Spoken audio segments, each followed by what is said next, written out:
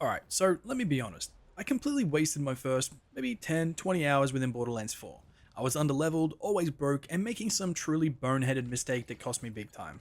I was getting annihilated by enemies that should have been pushovers, my backpack was a dumpster fire of junk, and I was just stumbling around the massive new world of Kairos, totally and utterly lost. But you know what?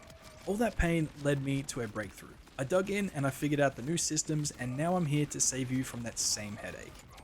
In this video, I'm giving you the 10 essential secrets I desperately wish I knew from the jump so you guys can start dominating from your very first hour. Kicking things off with a classic, but it's more important than ever. For you veterans, this might be second nature to you, but if you're new, listen up. Elemental damage is everything. Kairos is crawling with enemies packing different colored health bars, and the game isn't going to spell it out for what that means. Those colors are a code. Red means flesh, blue is for shields, and yellow is for armor, and each one has a major weakness. You absolutely must carry a mix of elemental weapons to take advantage of this. Fire damage melts right through red flesh bars, shock demolishes blue shields, and corrosive eats right through yellow armor. I know it's tempting to just slap on whatever gun has the biggest damage or the biggest item score or whatever, but trust me, a lower level shock weapon will shred a shielded boss way faster than a top tier kinetic rifle. The damage multipliers are insane, especially as you start cranking up the difficulty. So don't be like me trying to brute force every fight with the wrong tool, match your element to the health bar and you'll save a ton of time and a ton of ammo. So pretty early in the game you get a jetpack, and it's easy to write it off as just a tool for gliding over gaps. Big mistake.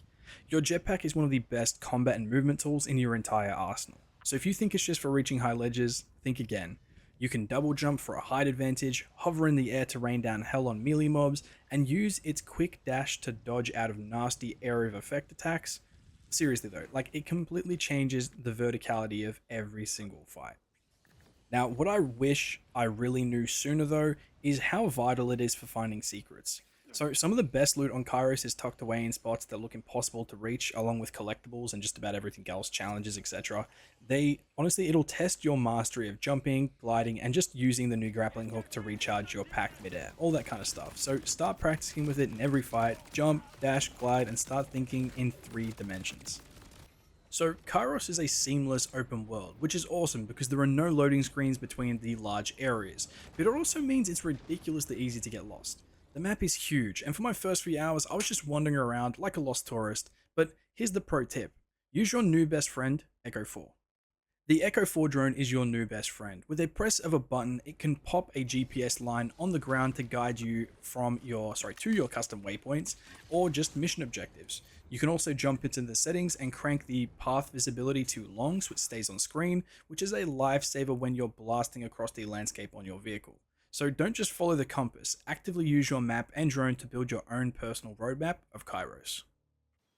This one's a game changer, guys. So there's a brand new system in Borderlands 4 called Firmware, and the game is absolutely shockingly terrible at explaining how critical it is. So around level 25ish, you'll start to see gear like shields and class mods drop with a firmware bonus. So think of them like set bonuses from other RPG games. Firmware has 3 tiers of power: a minor bonus for 1 piece, a major bonus for 2 pieces on the same set or from the same set, and a ridiculously powerful full bonus for 3 pieces. These full bonuses can be insane, giving you unique perks like calling down missile strikes or massively boosting your damage at low health. The key thing to know is that firmware only rolls on your non-weapon gear slots, so shields, class mods, enhancements, so on. Now this forces you to make some pretty tough decisions.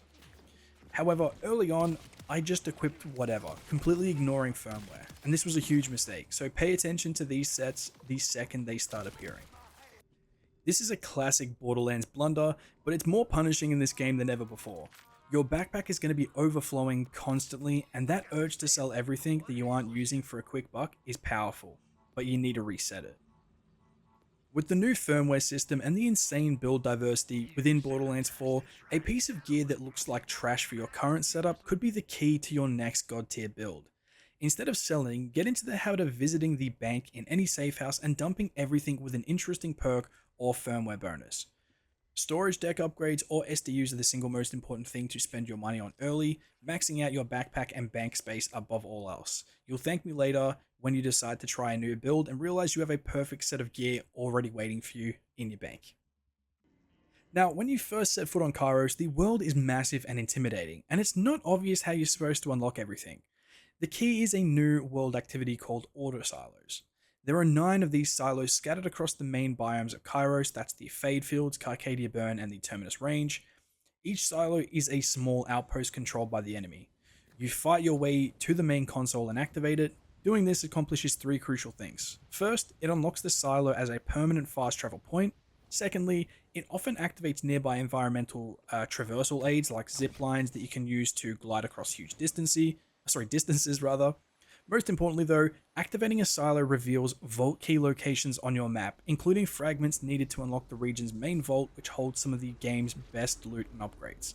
So don't just wander around, hunt down these silos, to take control of the map piece by piece.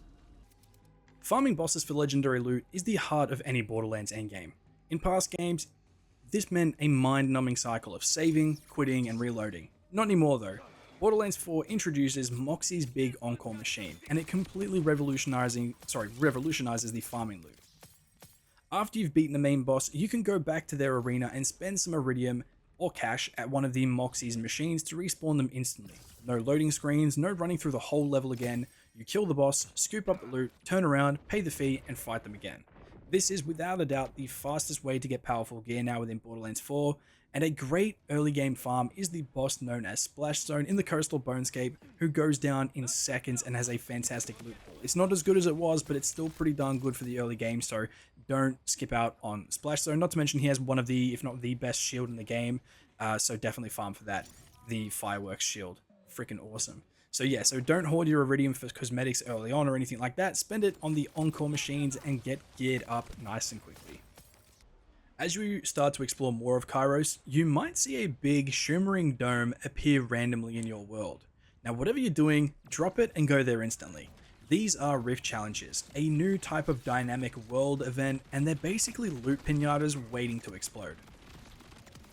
So step inside and you'll face off against a random powerful boss. The only catch? You've only got one shot. If you die or leave the bubble, the event is over.